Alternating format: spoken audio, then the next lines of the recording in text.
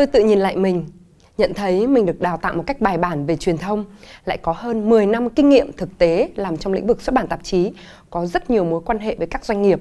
Vấn đề lớn nhất là tôi phải tái cấu trúc lại tư duy của bản thân mình, nhanh chóng học hỏi để có thể làm chủ được các phương tiện truyền thông và từ đó có thể xây dựng được các chiến lược truyền thông đa phương tiện cho khách hàng. Về kết nối diện rộng, tôi nhận ra mình đang có thứ mà nhiều người khác không có được. Tôi đã có sẵn rất nhiều mối quan hệ qua 10 năm làm tạp chí, đặc biệt với hơn 70 hoa hậu trên toàn cầu. Đây là kết quả tôi thu lượm được từ cuộc thi Hoa hậu Quý bà Thế giới năm 2011 mà tôi đoạt giải Á hậu.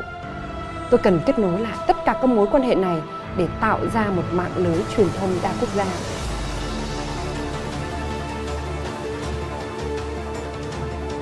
Quay về doanh nghiệp của mình, tôi mạnh tay tái cấu trúc nhân sự để tiết giảm chi phí, đào tạo lại nhân viên từ sale, content, marketing đến với xu hướng truyền thông, PR online, event.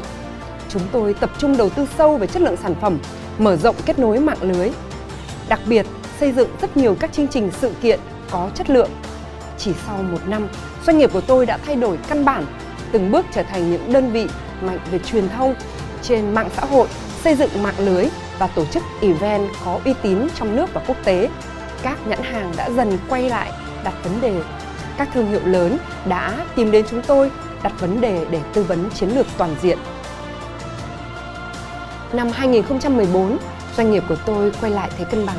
Sang năm 2015, công ty đạt mức tăng trưởng 100%, mở rộng kết nối, hội tụ sức mạnh. Chúng tôi tuần tự xây dựng thành công các diễn đàn quốc tế như Top 50 nữ lãnh đạo châu Á Thái Bình Dương, Top 100 phong cách doanh nhân toàn cầu. Rất nhiều các dự án về giáo dục, y tế, bất động sản đã đến với Nam Hương. Đặc biệt, chúng tôi đã xây dựng thành công một mạng lưới để có thể chuyển nhượng ra nhiều quốc gia. Hiện nay chỉ với 100 nhân sự cố định, nhưng chúng tôi vẫn đang duy trì quan hệ với hàng trăm đối tác trên khắp nơi trên thế giới. Năm 2020, chúng tôi đặt mục tiêu sẽ có 30.000 thành viên là các thành viên thuộc mạng lưới nữ lãnh đạo quốc tế trên toàn cầu. Trong tầm nhìn xa hơn, chúng tôi xây dựng kế hoạch hỗ trợ khai thác thương hiệu thể thao sẽ bắt đầu từ các đội tuyển, các vận động viên trong nước